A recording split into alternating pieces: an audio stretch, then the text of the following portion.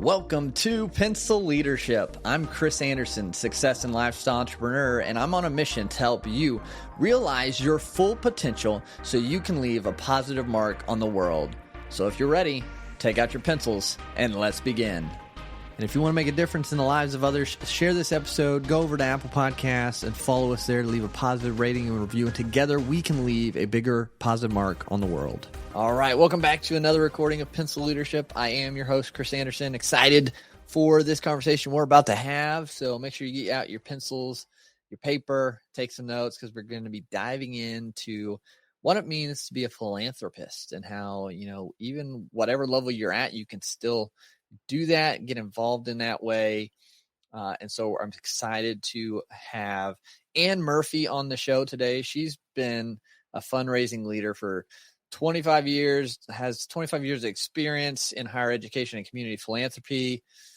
She, wants to deliver on the promise of a better world through the nonprofit sector, the fundraisers, the donors, things of that nature.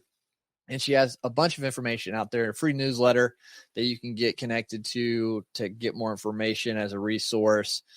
And she just is very knowledgeable. We had a pre-call the other day before this episode and just got me even more excited about this topic and be able to dive into it. And found out today she's also a dog person like myself. So we definitely connected well. So Ann, welcome. Yeah, if you're watching the video, you can see him in the background there. But Ann, welcome to Pencil Leadership today.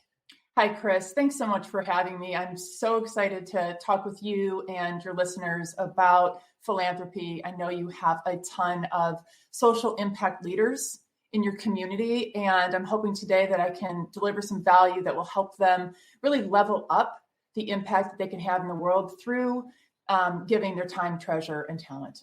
For sure. And I like how you put it there, time, treasure, and talent. That's a good way to think about it because, some people might not know what philanthropy is. Yeah. So could you do just a high level, what is philanthropy for those who might not know?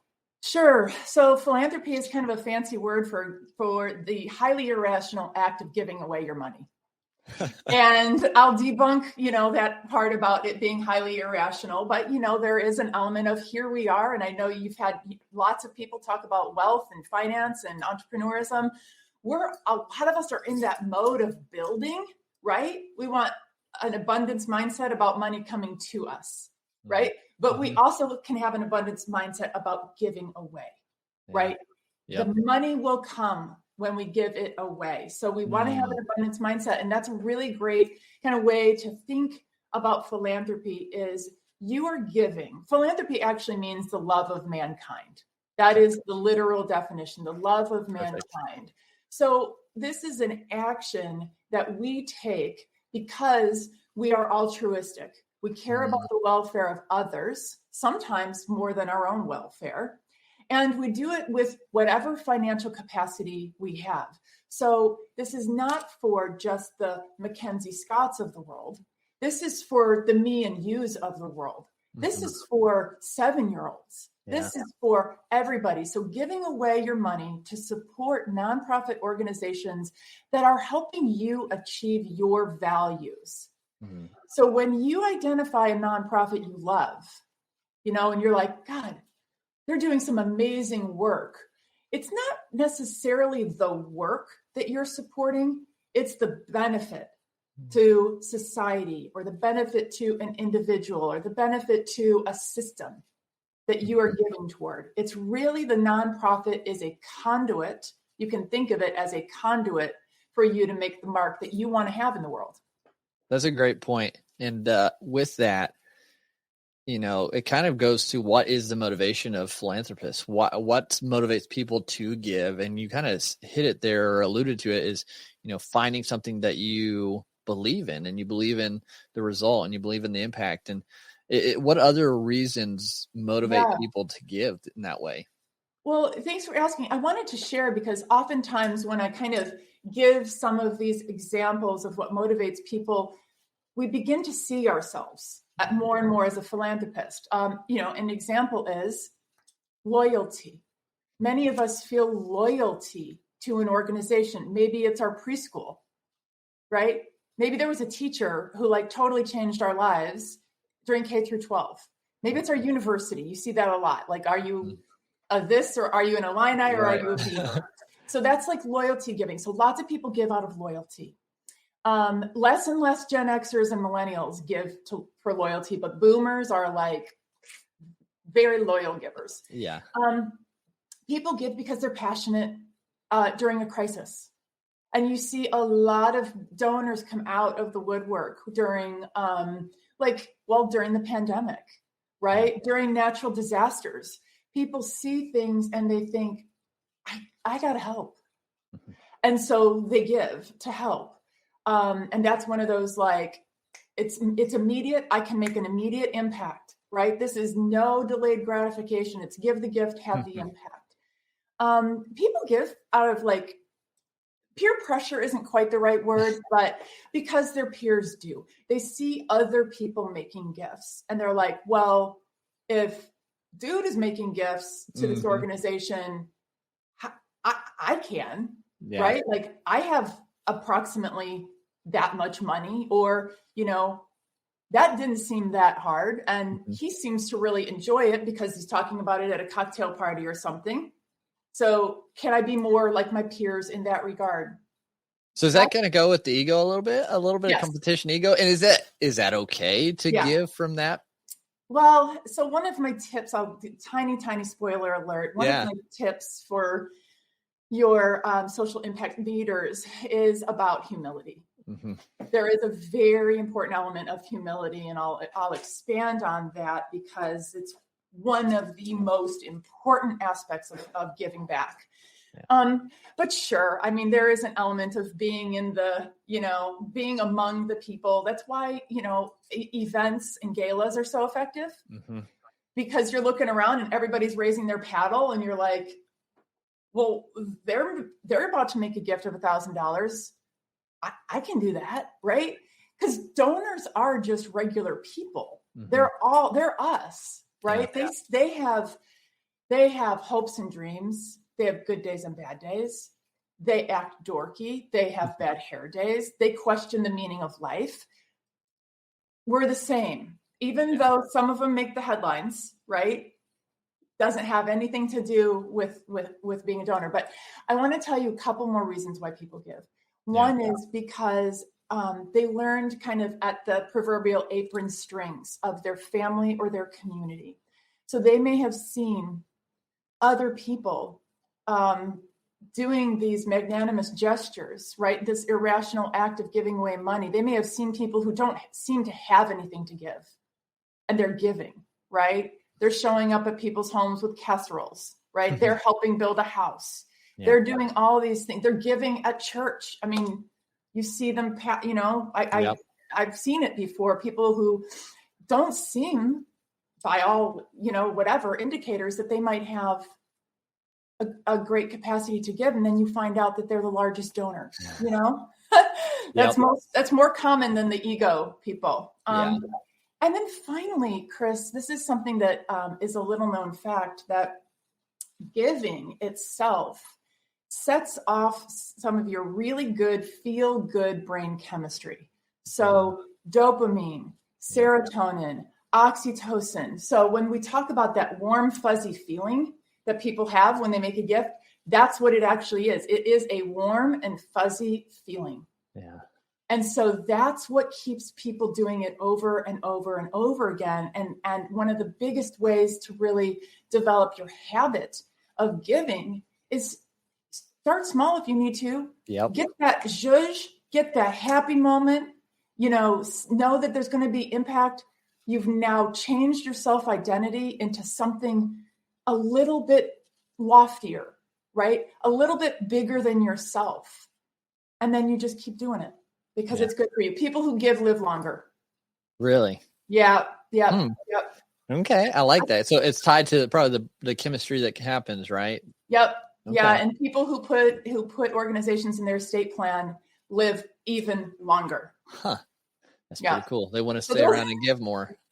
Exactly. So those are some of the motivations. And I hope some of that, I hope people resonate with, one or a couple of those. Yeah. I think those are good reasons, the why people, the motivation behind, I think those are good ones to hit on, and that we can do it at any level, at any percentage, whatever it is, time, you mentioned people making casseroles, whatever it is, your talents, you can use that to give back for the good of humanity. But something you said early on that stuck out to me, and I wanted to circle back around that. You said boomers are really good at, giving, especially maybe to organizations or schools or not, but millennials aren't. And so I'm in millennial aspect, but I enjoy to give what I can. Yep. So why do we see that difference now in boomers and millennials? So a couple of differentiating factors. So boomers are more likely to give out of loyalty reasons, sort of because they were asked to give to an organization they've kind of like always given to, or they feel part of that community. They are not looking for a social justice kind of impact. They're not looking for solving a crisis or addressing a crisis. They're looking for that more long-term kind of incremental growth. Whereas millennials, thank goodness, are very focused on social change, right? Cause-related giving. We saw this particularly with the advent of the Trump administration. You saw lots and lots of people seeing, okay, oh my gosh, here's an issue I knew nothing about. I must rise to the occasion and support it, right? Because everything was kind of in our face. So people saw more opportunities to make an impact. And millennials have that, sense of purpose, right? Sense of being connected to a cause that hasn't been quite as much of a priority for baby boomers. And these are massive generalizations, of course. Yeah. Of course. And that's why it's so important to learn your own motivations. And if you're fundraising, learn the donors' motivations, because there are massive generational, trends, but all of us are individuals and we give for different reasons. For sure. But I just thought that was interesting. I can see why, how there's a difference there. Because I know, my parents' age, my in-laws, give to their alma maters, their school. And then it comes to me, and this is like my alma mater, they reach out for, finances. And I'm like, I already paid you X amount to go there. What do I get now from the alumni? And I'm even a part of the alumni to help that. So we're trying to work through that because, my generation, we just see someone continue asking for money instead of there's not really a reciprocal thing coming that we can receive. So we're trying to balance that and navigate that because we do want to help the school, but we also want to help the alumni. And so I guess that goes to like why should we care about philanthropy, giving, because maybe sometimes we're not going to see a result. Yep. So why should we care? Yes. What you just said is beautiful. Sometimes we're not going to see a result. Just like when we invest in a company. Sometimes you are not going to get the return on investment that you approached this endeavor thinking that you would.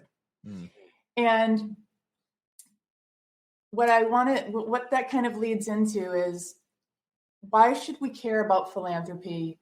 And then a little bit later about how we should do it. So why we should care about giving is because the nonprofit sector is addressing some of the most difficult, most intractable problems that we have, right? And they're doing it in ways that haven't existed in the private sector, right? Right. If somebody could do it, it would be done. If it was easy, we wouldn't have it, right? Somebody else would take care of it. The government would take care of it. The private sector would take care of it. But the nonprofits are connected oftentimes with the communities who are helping us understand what is really needed. And there are a lot of stories out there about people making really lovely gifts for purposes that were just misguided, right? But most nonprofits are there. They know what the needs of the community are. They know that like the back of their hand. They are led by people who are every bit as expert in business and marketing and storytelling as our folks in the private sector are, but they have something different that they bring to the table. They are connected to their everyday work through their heart. And that is something that makes them so unique in our world. They are all those things. They are business leaders, right? They are connectors. they are storytellers, and they also approach their work with their blood, sweat, and tears all in every single day, and they do it for less. They do it for less money. They do it for a lot less, right? They do it for a lot less money. They do it in very under-resourced, organizations. If we think the Great Resignation is bad in the for-profit sector, try it in the nonprofit, right? When you already had one person doing 7 jobs. Yeah. And now you have like half a person doing 14 jobs. Mm-hmm. So point is that our philanthropy fuels the sector. Our giving fuels the sector. Yes, there are other income streams for nonprofits, for sure. Mm-hmm. But giving is an incredibly important one. And we do that because we care about the world that we live in, and we want to make a positive mark on the world. Yeah. So it's for us as humans, as individuals, and it's for our communities, because the nonprofits are solving those most intractable problems, as well as doing the kind of things that just elevate our existence on this planet. So absolutely. Yeah. That's my pitch for supporting nonprofits. It's good. I think it's crucial. And, I'm connected with a lot of not-for-profits that, just support, or that I know, that I have conversations with, that I know what they're doing. And yeah, just seeing it from all aspects of the importance of donors, of people who believe in that mission, and supporting them, I think is huge with that. And, for me, I have, organizations I give to, but I also enjoy, and this stems from, I think, videos on social media, which, that's a whole different topic. Should you video and put out what you're giving to draw attention to you? That's a whole different conversation. But yeah, when people presented random gifts, financial gifts to, their waitress or whatever it is, and just that is, to me, is the coolest thing. Mm-hmm. Because you're you're impacting those individuals instantly. And it's always been something that I love to do. Whether it be, can I just leave a little bit larger tip than the average? Mm-hmm. Can I save up to give a big gift to someone randomly who's, you can tell's doing their best and maybe having an off day, and, just changing that trajectory. Those things that, for me, that besides the organizations that you can give to, I think even that is such a cool, from my perspective, way to give back, and just, and even just leaving it and not necessarily making a big stink about it, just kind of knowing what you did, and just hoping it helps. So, yeah. So a really cool thought experiment for folks when you're in that position and you're like, I want to help, excuse me, I want to help this individual, right? Take one little step back and think about, what is the system that exists that this individual is in the XYZ position that they're in? So let's say, okay, here's an example. A parent at the grocery store can't pay for everything that's on the cart, on the belt, right? Mm-hmm. Going up, they're like, nope, this is going to be on budget, off budget, put things back. And you surmise oh crap, they don't have food for tonight. Well, think about, okay, you can totally help that person with their grocery bill, which is totally awesome. But then you might also think, all right, so why doesn't he have food? Mm-hmm. Do they need to access a much better food bank? Right? Do they need Meals on Wheels? Do they need, do they need, I don't know what, think about those systems that are in place, because not saying that they would necessarily be the person that would avail themselves of the food bank or Meals on Wheels, but think about that process, because you're like, something about this stirred me. It's touched my heart. I had the money. I want to support. Okay, one step up. How do I support the system so that maybe 20 people, maybe 2,000 people are fixed?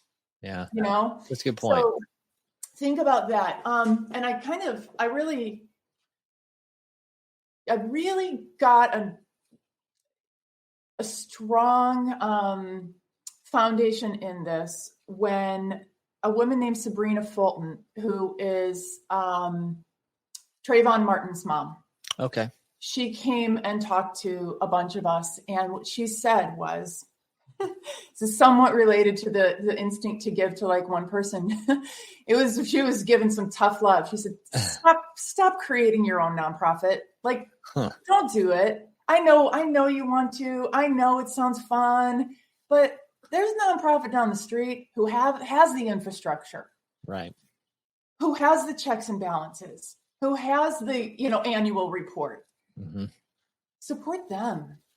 Let the experts do it. And that is not to dissuade people if they want to, develop their own nonprofit, but it is to say that taking a step back and looking at the systems and how you can help more people is really an important aspect for some people's philanthropy. Some people don't care and they want to give from the heart, and that's all. Cool. Right. But I'm guessing that some of your listeners are going to be more interested in what is the impact? Am I investing in the right nonprofit? And that's one of the things.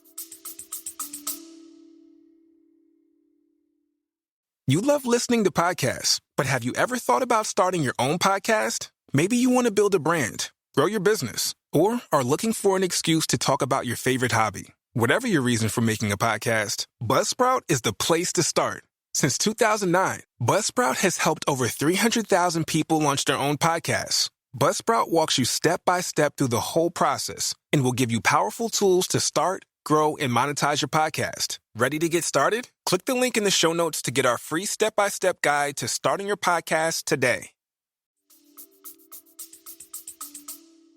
Absolutely. And that's a great point too. And I think just from my perspective is, yes, I enjoy giving to those random people and things like that. And again, this is not to say I'm awesome or anything like that at all. Yeah. Just part of it, but also finding those locations that can help them and help more people that I can give more to too. So that's a great realization. And how can we, in general, how can we become better, or how can we become, really good at philanthropy or giving back? Yes. All right. So I've got 3 action items for your listeners. And I just kind of think about it in terms of like how to be an awesome donor. Yeah. How to be an awesome donor. Okay. Number 1, budget. So, and I want to say this up front with your community, because I know that nobody in your team, in your community is just going to start willy-nilly, making gifts that aren't budgeted for, right? You're going to sit down, you're going to look at your budget. And here are a couple of points about budgeting. One is, when you make a little budget or a medium budget or a large budget for your giving, you're beginning a lifelong habit. Mm-hmm. And then each year, it's not going to be a question of, gosh, did I make gifts this year? How much did I give? It's like, no, I had $5,000 set aside for giving. Here's how I allocated it. Yeah. And you can do that, every December. You can do it every April, whatever the rhythm is for you, whether it's fiscal year or calendar year. Sit down with yourself or your trusted advisors or your loved ones or all the above and come up with a plan. Okay. A couple of ways that make it really easy for folks who don't want to impact their cash flow too much. Look at, if you're an employee and you get, cost of living or merit raises or whatever, 2 to 5 to 6 to 7%. Mm-hmm. Put some of that money to a nonprofit, like put it in your electronic funds transfer, because you were getting by however without that, right? So this is an opportunity for you to say, all right, I'm going to do 1% of my income this year, right? And it's not going to affect my cash flow per se. It'll have other impacts on my budget, but this is what I want to do because it's important. Of course, you can do windfalls. So let's say you get a bonus. Let's say, grandma sends you $100 for your birthday, even though you certainly don't need $100 for your birthday. Right. Or you get a tax refund, or everybody can think of ways where there's like that little windfall that you weren't counting on for your cash flow that you can allocate for a gift. And one of the things I like to recommend about that is, as you develop the habit of giving, you're going to decide on, which organizations are your top priority. use those windfalls to support what you've already determined is your priority. Don't just get the money and go, God, I've got like $700 out of the blue. I'm going to give it away. No, Right. use that to support where you're already making an impact is my recommendation. And then another way is, depending on the demographic of your listener, folks who need to take a required minimum distribution from their IRA. Okay. Usually that's a real bummer because it's heavily taxed money that people aren't counting on anyway. You can roll that over to a nonprofit tax-free. So, cool. Okay. Yeah. So those are a couple of ways to start, forming a habit of having money set aside, or money activities that you're used to doing when you get a windfall. So budget is my number one. Cool. Yeah, that's a good one. Make a budget. Okay. So, number two, this is a big one. I'm going to say talk the talk and walk the walk. If your folks are out here in the world, right, talking about social impact, talking about making the world a better place, raving about the organizations that they love, because we all have organizations that are like, our go-tos. Mm-hmm. You have to give. Yeah. You have to give. I think it's an element of leadership, right? Yep. You got to walk the walk. And one of the coolest things about your community giving back is that other people are watching them. You all have an audience. You have a platform. You are role models, and people give more when they see other people doing it. And so your gift has a huge domino effect, right? And I'm not talking about putting your name on a billboard. I'm talking about your kids, your neighbors, your friends. Like, these are habits that you're forming, and having other people see that you're doing it, your gift could be worth twice as much. Yeah. You're inspiring others to do it. So walking the walk is so important. And that's just a critical aspect of leadership. Absolutely. And then the last one is, and this is also really important, is humility. Mm-hmm. Approach your giving with humility. And the reason why I say that is, as I shared, the nonprofit sector, they're out here. The grind is real. The struggle is real. They're doing it on nothing. And there's a deep awareness now of the mental health issues related to working in the nonprofit sector. And one of the things that really takes that mental health aspect over the edge is honestly cultivating and stewarding donors. So it's not part of the organization's core mission. Mm-hmm. And so, if there's not resources built in, or even if there are resources built in, they're probably, subclinical doses of money and staffing. So approach with humility, knowing that you're working with people who have given their blood, sweat, and tears to this organization. They did not show up to work today for you to tell them how to do your job. Okay. Right. Being an awesome donor means buying into the mission of the organizations you choose to support. If you are not down with that mission, there are so many other nonprofits to support. Mm-hmm. Pick the one that you can get on board with and approach it with humility. I highly doubt that any member of your audience is high maintenance, but just in case, try not to be high maintenance. Yeah. Try to just go with the flow. Don't write nasty letters complaining about overhead. Don't send, grammatical updates on their website. Like, be cool, like be an awesome person. And know that there are going to be points in time where somebody's probably going to explain to you where you can make the biggest impact. And it may not be a 100% match with you, but with humility, you can understand that they know better than you do how your money can make an impact. Mm. And that's okay. It's okay not to be the smartest person in the room. Yeah, for sure. No, I think that's great. And all these tips, I think, are super, super important.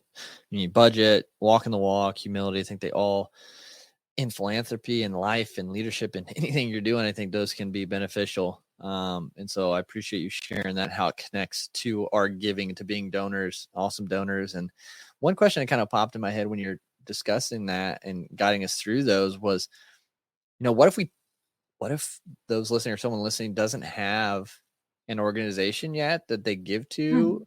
How do they go about finding the right organization? Because there's so many out there. There's so many out there. So I highly recommend going through an exercise of developing your priorities, your giving priorities. And there are a series of questions that one can ask themselves. I can make those available to your listeners, and it will help you identify more deeply what your values are. You'll begin to start to crystallize, like, okay, I've been giving to support llama rescue, which is making a huge impact, but my neighbor is in hospice. And so I'm thinking I want to do hospice too. So then you look up, you've already got the llama rescue because maybe you have a llama, or somebody had a llama, or we have a llama parade in Corvallis. So supporting llamas is like a no-brainer. Nice. They are so cute. They dress them up. They're adorable. Yes. But then let's say you become attuned to, the importance of hospice. So then you're going to start looking into hospice organizations and giving campaigns that they have. And no doubt there's somebody you can call and ask, what are your giving priorities? How can I support you? You go on the website, you'll see most of the time organizations will be asking for unrestricted funds. Hop on board with that, just like we do like Patreon and subscriptions. Set your giving up like that. Just have it come right out of your credit card. But yeah, it's not a no-brainer, Chris. And especially if you want to really be intentional about the impact that you want to have in the world. And I know your listeners are, it's really useful to go through an exercise sooner rather than later. So you can get your giving on track. And like I said, I can make like a little checklist for folks if they're interested in that. Cool. Yeah. I think that's a good answer. And yeah, I think figuring out, what you care about, what your values are, and then finding something that matches that. So take some time. Don't just jump into it and figure that out. So, no, this has been great. And a lot of good information, a lot of good actionable items we can take to start being philanthropists in our own lives. To kind of wrap things up, though, Pencil Leadership, the fifth trait is that everyone's created uniquely with a purpose to leave a positive mark on the world. Yeah. And so for you, when everything is said and done here, what do you hope your positive mark is? Yes. So, in the philanthropic sector, obviously there are massive power imbalances, right? We're talking about money. Money creates all kinds of thoughts and feelings and, disparate experiences for people. Yeah. So my mission, Chris, is to get this whole sector to the point where donors, nonprofits, and fundraisers work together on common ground. So no one is better or more important than the other in this ecosystem. The donors aren't more important than the beneficiaries or the fundraisers or the executive directors, right? Fundraisers aren't out there begging for money. We are partners in this. And so my goal is to help donors become awesome donors, right? And to help fundraisers get comfortable in their skin so they know that the work that they are doing is noble. They are not less than. And the nonprofit be in a position to work toward gifts that make the biggest impact on their mission. So, I know it's a little bit lofty, but I want to change the way our sector conducts business.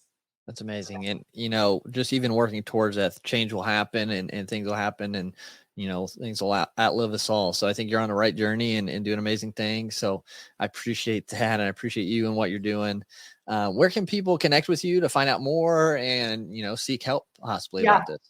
Perfect. So go to my website, empoweredfundraiser.com. I have tons of free resources there. I will put a checklist for donors there, a checklist for kind of exploring your values, thinking about where you want to give.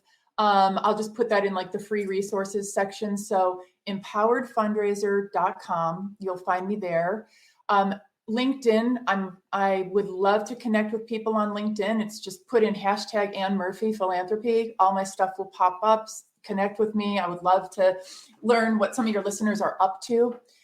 So those are probably the best ways, my website and LinkedIn. Perfect. Awesome. Yeah, everyone make sure to get connected with Ann, especially as we're being able to give more. You got to make sure you're doing things correctly, but to be an awesome donor as well and just see what's out there. And so, yeah, again, Ann, thank you so much for being on Pencil Leadership today. I loved the conversation, Chris. Thank you for having me. And I look forward to connecting with your listeners in your community and commend you and them for the impact that they're having in the world. And thanks so much for tuning into this episode today. If you found value at all from this episode, please leave a rating and review on Apple Podcasts. It just helps us get this show, these messages out in front of more people. And don't forget to share this with someone who you think could benefit from listening to as well. Now let's go out and be pencil leaders.